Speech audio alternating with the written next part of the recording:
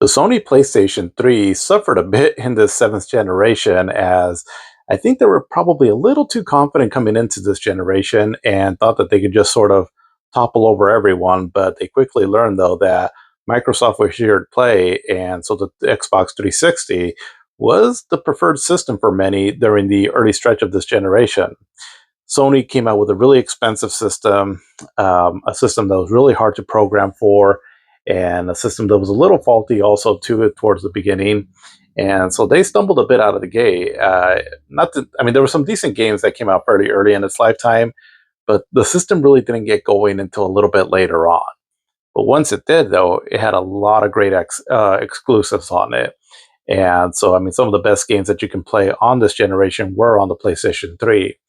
And not only that, once the developers got the hang of how to develop for the system, you would definitely start seeing some of the better looking games on this generation on the PlayStation 3. So it took a little bit to get going, but once it did, it definitely paid off. And some of these exclusives kind of paved the way for Sony for several years to have just a lot of cool exclusives that you could count on Sony, right, to produce for their PlayStation machines. Well, at least up to a certain point. But yeah, I would say from like 2008 or so, kind of like with the start of like games like Metal Gear Solid 4, and then up until the end of the generation, which was like roughly around 2013, there was a lot of great games that came out during that stretch there, and a lot of them are on my list here.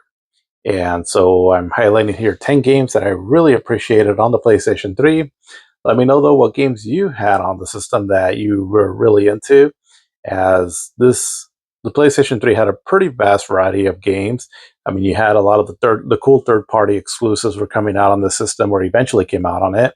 And while in many cases the Xbox version ran a little bit better, honestly, there was you got a pretty decent experience on the PlayStation 3.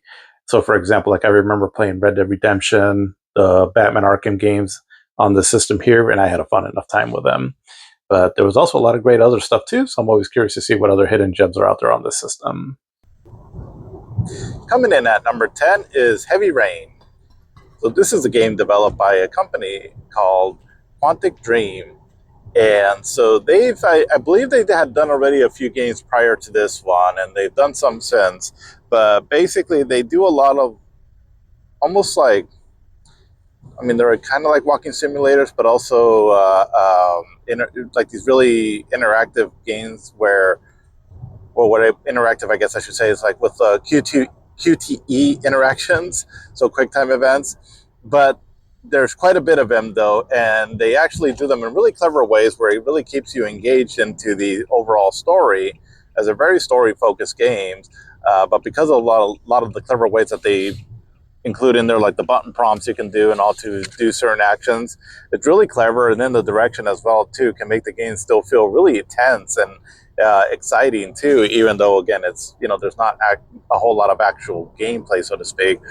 But this one here, this was my first game that I played of this style from this company, and it's basically plays out like a crime thriller, and I really enjoyed this game. I thought that the story, the build up and everything to the story was really incredible, and just it definitely makes it feel like you're watching one of those cool crime thrillers from like the 90s or so, and something along the lines of like Seven, or even something like 8mm or so. And so very, very well done. For the most part, pretty well acted. And the overall graphics and all were pretty impressive for the time, as some of the character models can look pretty realistic. But yeah, just an overall great game. And the soundtrack too also definitely gives you that feel of those 90s crime thriller movies as well too. And the choices that you can make can have an impact on how the story plays out. So it does give it some replayability value. And yeah, I mean, just overall, a really, if I don't want to say too much more on the story, because again, it is a game that is very heavily focused on the story.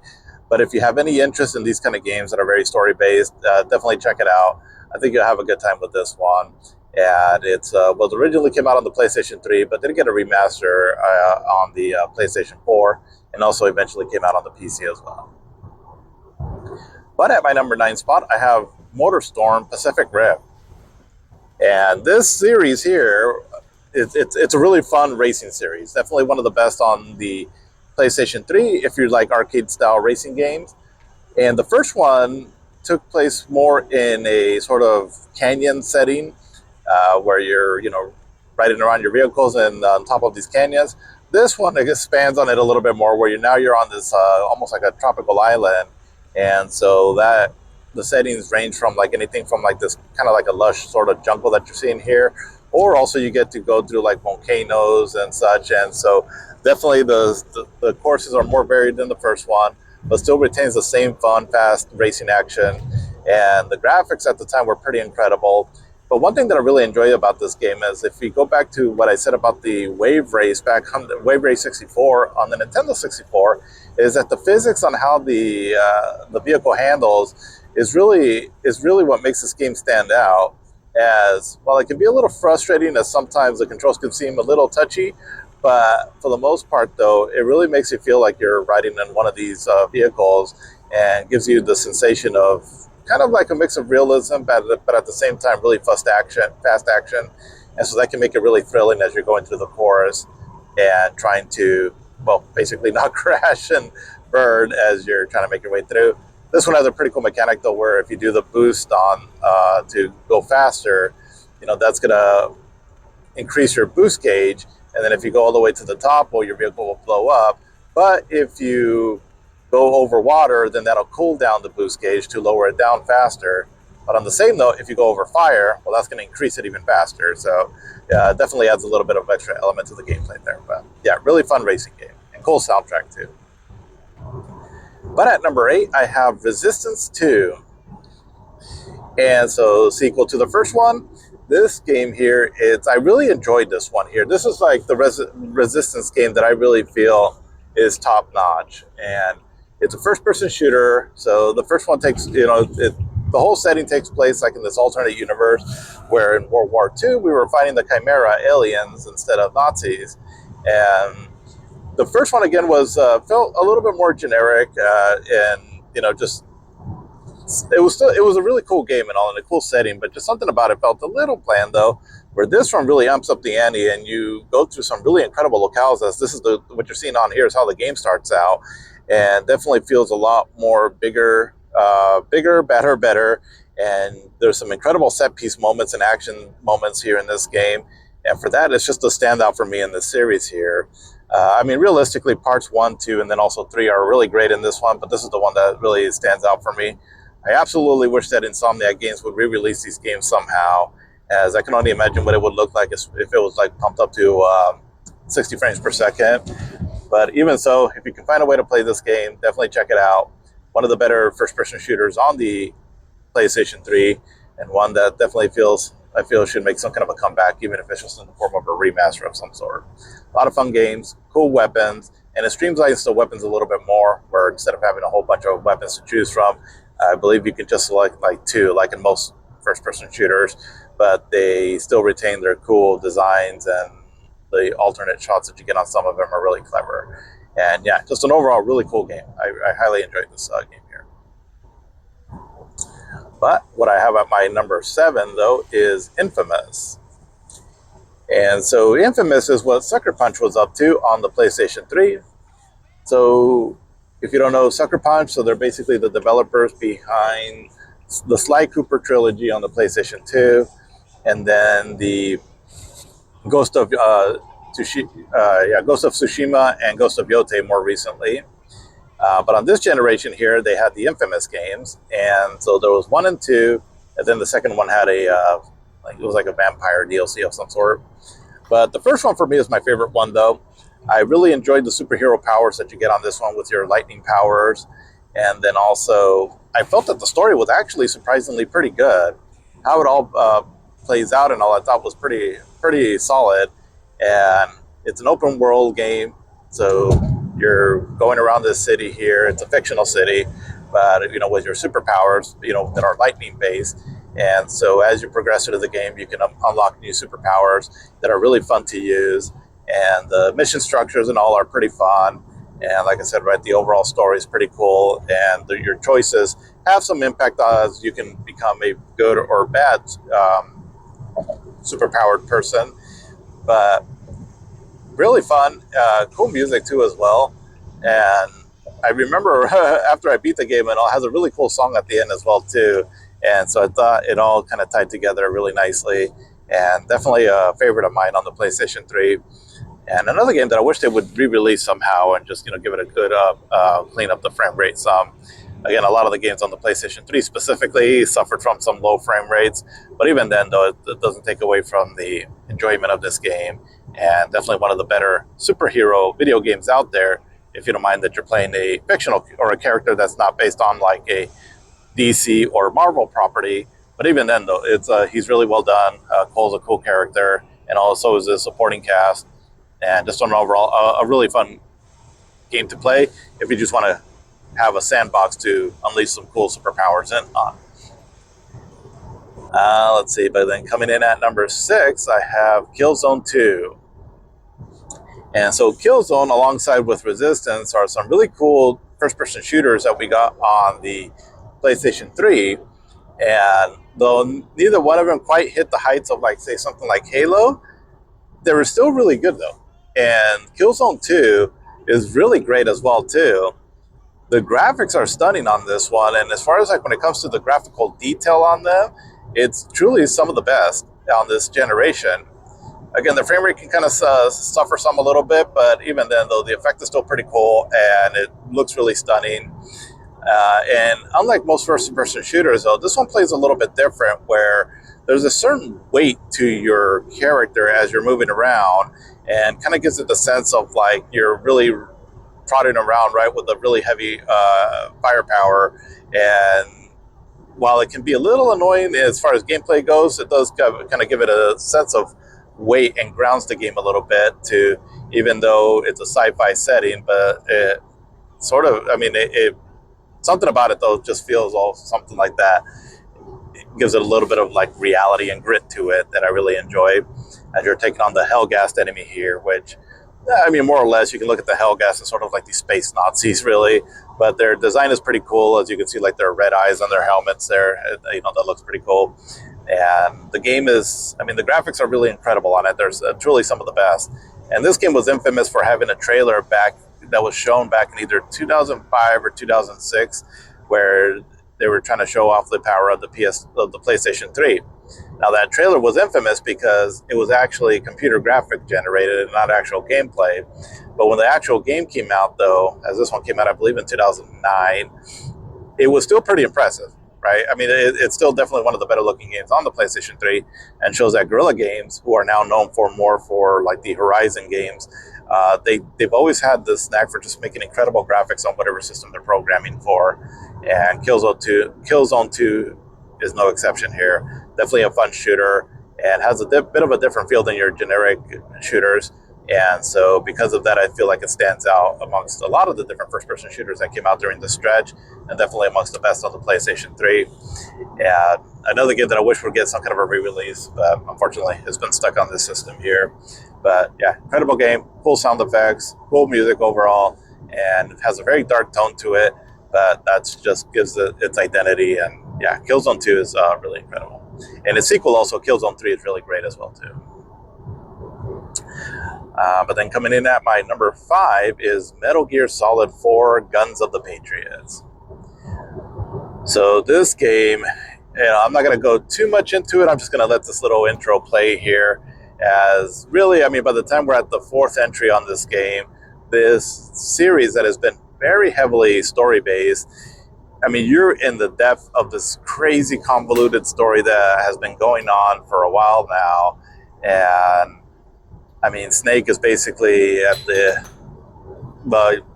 end of his line on this series here, and there's a lot of characterization to him. And I mean, the game is, there's some incredible things that you end up doing in this game or seeing in this game.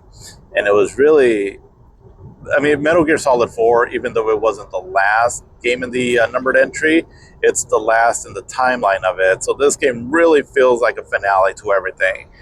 And with an ending that clocks in at, well, almost about the length of an actual feature-length movie, they were definitely wanting to close all loose ends with this one, with all the questions that arose from the Metal Gear Solid series. And because of that, the game can definitely feel overambitious. Yeah, that is a bit of a knock on the game. There's a lot going on, and it is, like I said, right, it's very story heavy as well too. I mean, there's a lot of cutscenes on this. You don't get a whole lot of gameplay, so if you're going into this game, I would say that definitely only play it if you've played the, at least Metal Gear Solid 1, 2, and 3. And because because if you like those games and you like the stories to them, then this one will definitely pay off. If you're not a big fan of those games, or you feel like there's even too much story in those there, well, then, just know, like I said, right, you're going to get even a lot more story in this one. And then the story gets really crazy, and you have to really be dialed in on what they're trying to tell you from the previous games as you go into this one to truly appreciate what they're trying to do. I still feel like at the end of the day that the story was a bit convoluted, and some of it was, unnecessary almost. But I can't help but be a big fan of the Metal Gear Solid games overall, that I really appreciated this game. And actually, when I first played it, I ranked it as one of my higher favorite games of all time. And I think it was just because I was just so hyped to play this. And there are some truly spectacular moments that I was just geeking out over on. Once the dust settled, though, it definitely lowered in my rankings of my all-time favorite games of all time. But it's still an incredible experience, again, if you've been investing the time into the Metal Gear Solid series. And I mean, there are still some really cool gameplay moments in this one, and a lot of cool, clever moments. And like I said, right, the story is definitely something. And this is another game too, also, that is stuck on the PlayStation 3. So as of right now, this is the only place you can legitimately play it. There's the rumored Metal Gear Solid Collection 2 that's supposed to come out at some point. So it'll be interesting how they port this game over, because this game was specifically made with the PlayStation 3 in mind.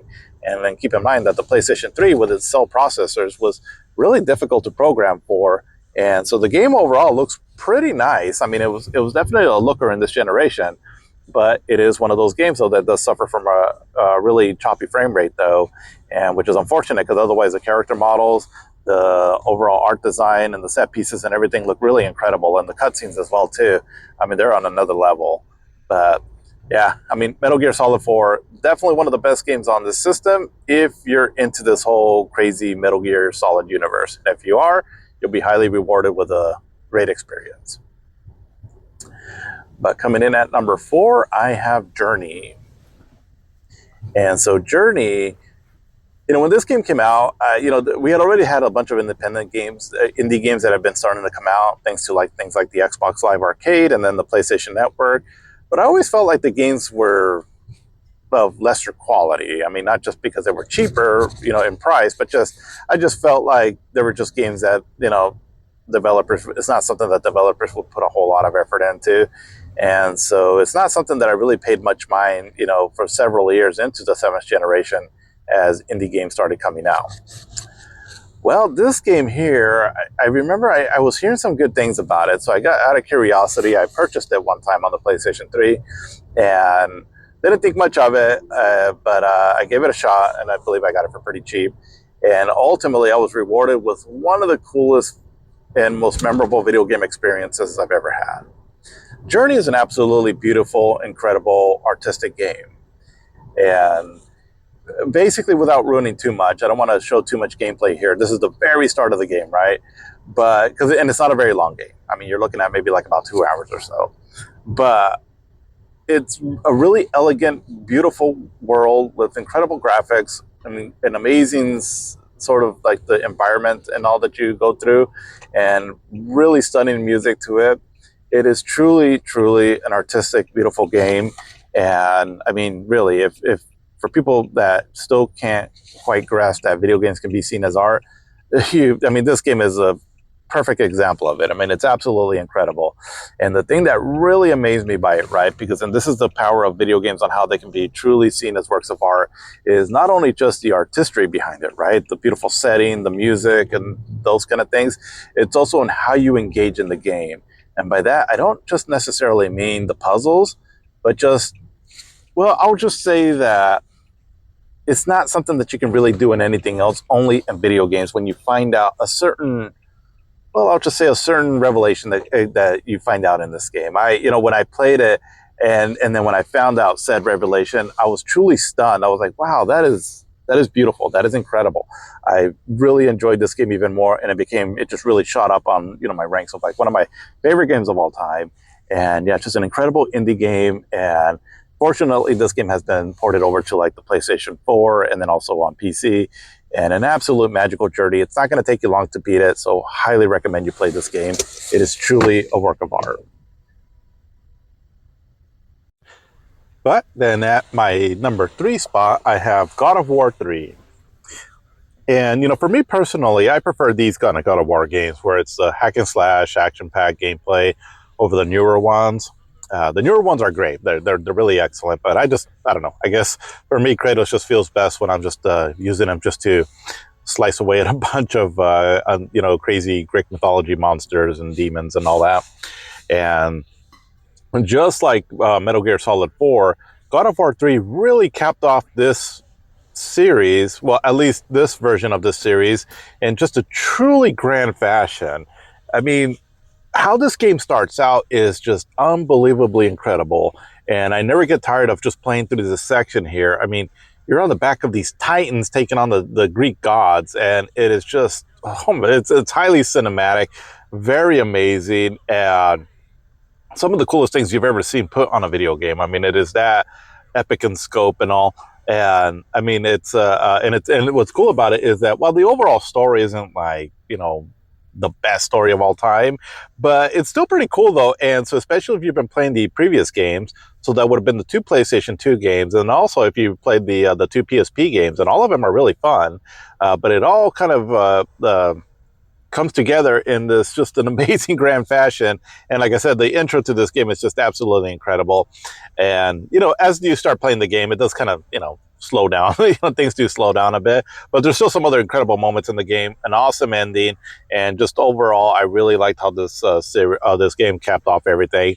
And some of the coolest action you'll ever play in any video game, even to this day. I mean, I am still left shocked at what they were able to accomplish with this intro.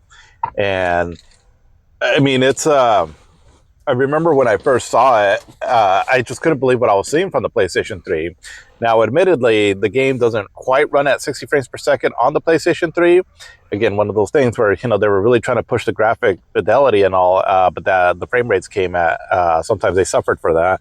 But this version here that I'm playing is on the PlayStation 4, which gives you pretty much, as far as I can see, a silky smooth 60 frames, but still retaining the look of the PS3 version. And yeah, I mean, it's truly stunning to look at. It's an incredible game, and definitely a game that, this series just overall, right, there's a reason why Kratos became, I would say if Sony had a mascot, it'd probably be Kratos. And I mean, these old games here and all, they're just a lot of fun. And I mean, I will admit that by this time, because, we've already had several God of War games, and we were to get another one too, also a few years after this one, of this style. The formula was getting a little monotonous for sure. Excuse me, but there's no denying though that they're cool games though, and that this one ended up in such a grand fashion was truly incredible, and highly recommend you play these games. I mean, they're just a lot of fun. But coming in at my number 2 spot is Uncharted 2: Among Thieves. And so this is the main series that Naughty Dog was working on during the PlayStation 3. So a lot of Sony's big developers, they were, they had several games, at least in many cases, the trilogy that they would work on. So, for example, we had, Guerrilla Games, which they had a trilogy with the Killzone series, although the first one was on the PlayStation 2. Then we had Sucker Punch. Well, they didn't have quite the trilogy, but they had Infamous and Infamous 2. And then we had Sucker Punch, right, which they were doing the Resistance games, and also some Ratchet and Clank games as well, too. But Naughty Dog, though, they were doing the Uncharted series. And so Uncharted 1, 2, and 3, all excellent games. But the second one is the one that tends to get the more spotlight on it as being the better one. And I would have to say yes. I mean, all of them are really good. I enjoy all 3 of them. But this one, I just felt that the pacing of how the game progresses out, how it tells its story, and the overall plot and the acting on it and the characterization between the characters is a whole lot of fun, and definitely makes it feel like you're on this treasure hunting adventure with Nathan Drake and Victor Sullivan and Chloe, and it's just a lot of fun. It's some of the coolest action you'll see in a video game as well too, only a different kind of action, right, where it's not like hack and slash like God of War, but more like, you know, with gunplay and things like that.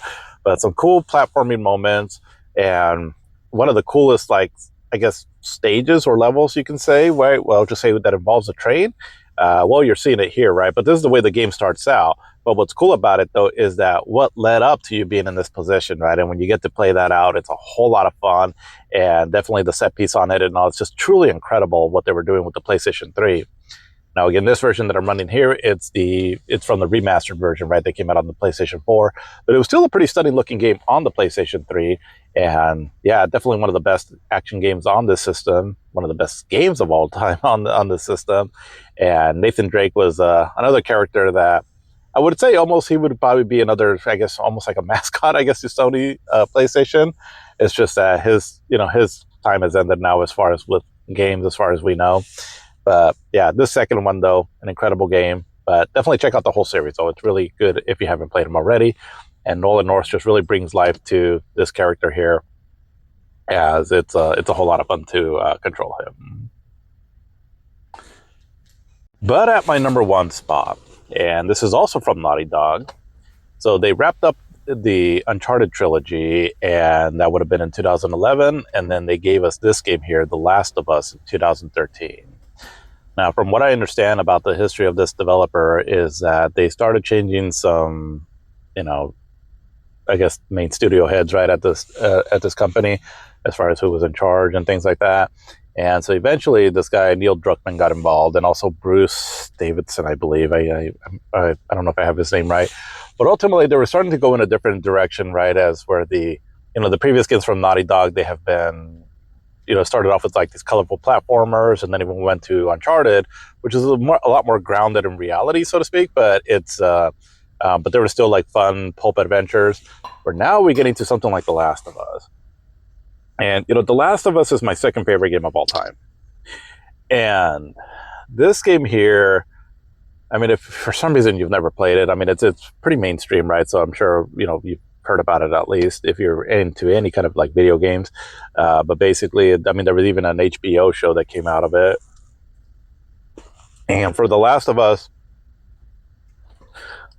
just to go over the quick concept of it really quick. So there's like a virus outbreak that breaks out, or more like a fungus outbreak.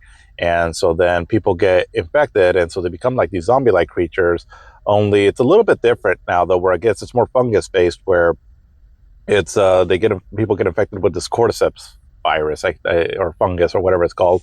And so it's actually based in reality, where there's like this cordyceps fungus virus or whatever that infects certain insects, where like their body grows out these spores, and it kind of controls them into like a zombie-like state. Now that can only affect insects, but the whole concept of the game is, what if that could infect humans in real life?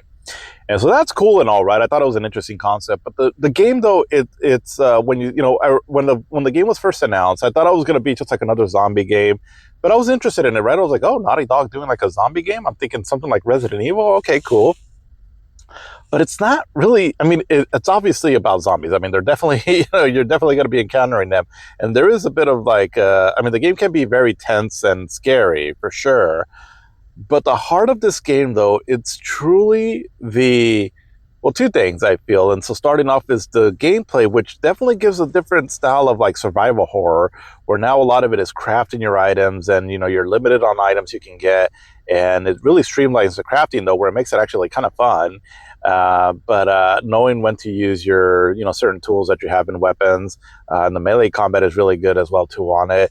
And just the sort of like stealth gameplay just really ramps up the tension factor as you're trying to hide away from these infected people, right? And then when you come across the clicker, I mean, they're pretty frightening.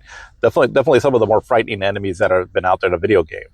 But then the other part of it, though, and the game that just really makes this game memorable, is the story, the acting, and just the overall plot of this game. I mean, it's been said a lot, right? And like I said, I'm sure you know about this game. But I mean, the story to this game just really left an impression on people's hearts for a couple of reasons, right? One of it being that it is just an excellent, well-told story that could go toe-to-toe with the best of like something like The Walking Dead did. And, with great characters, and just a journey that you're going to take on this that is truly unforgettable. But the other thing, too, also is, well, on top of that, is that I remember myself when I was playing this, and apparently for many other people, you're thinking, I was like, this is better than a lot of like movies and things like that. Like this, the writing on this, the plot and the acting, done, with the main characters, Joel and Ellie being voiced by Troy Baker and Ashley Johnson. Oh God, sorry if I butchered that name, if I got the actress wrong, but they're both really incredible and they own their roles here as Joel and Ellie, and they become just a couple that you're rooting for as basically the just again, not to give away too much in the plot, but Joel plays like a father figure to Ellie as he's trying to protect her in this post-apocalyptic zombie world, right? Now that right there sounds pretty generic, right, and all, but again, the heart of this is the characterization. The things that you go through in this game are very brutal, visceral, and gritty, and almost have like a real like sense of like human drama and emotions that. And then, because of the performances of the actors and all, I mean, the game is really well acted to the point where it's one of my more favorite acted stories of all time. I mean, it's really incredible how the performances they pulled out, because it really brings out the emotion and the rawness of what this of this world that they're inhabiting. And I absolutely fell in love with this game. Again, it's my favorite game on the PlayStation 3 and my second favorite game of all time. I mean, in many ways, it is my favorite game of all time. I'm just such a geek for Final Fantasy VII. But if it wasn't for that game, though, this game would truly be on top. I can't say enough good things about this. If you've never played it, this is just the first little part of the game, and I mean, it's you're going to go through emotions on this game, right? The whole gamut of emotions, you're going to run through it in this game. And but again, you get treated with some really good gameplay as well too, that especially the first time you play it, it is very tense, as some of the scenarios you go through will keep you on your toes. And the whole time the game is almost like stressful to play, because again, because of the gameplay, and the monster, or I'm sorry, the clickers and the infested humans that are in this game. And the story though just carries a lot of weight, right? That it definitely leaves you pondering on just human emotions and connections and loss and things like that, that it just weighs heavy on you. That by the time you're done with this game, it's almost like a bit of a relief, because it is a lot of heavy handed material, but you're also just amazed of like they where you will just say something like, like, is that just a video game I just played? I mean, it's truly that incredible, very cinematic. And I mean, there's no, even, I mean, the show that came out, it's not bad. At least the first season, anyways, it's not too bad. But even then, I still hold the way that the story was told in this one, and even the acting for me personally was just much better told in this game here. I mean, but the fact that they made it to a show, it just goes to show, right, like that. A lot of people were like, "Yeah, this is good stuff here," and truly a remarkable game. But that's what I got for the PlayStation 3 for my top 10. Let me know what your top 10 favorite games are on the system. And as there was a variety of games to play on it, and definitely was showing that the PlayStation, because a lot of these games that I put on here came out roughly after 2008 or 2009, as that's where it really started pumping out a bunch of exclusives, and it gave the Sony PlayStation just a slight edge over the Xbox when all was said and done. Xbox sold roughly about 85 million or so, give or take, while the PlayStation 3 sold roughly about 87 million. So it wasn't by that much that it beat it, but it did ultimately finally beat it at the end, and it laid the foundation right for a lot of cool exclusives to continue on coming on to the PlayStation 4 as well too. But that's what I got on this one. Till the next.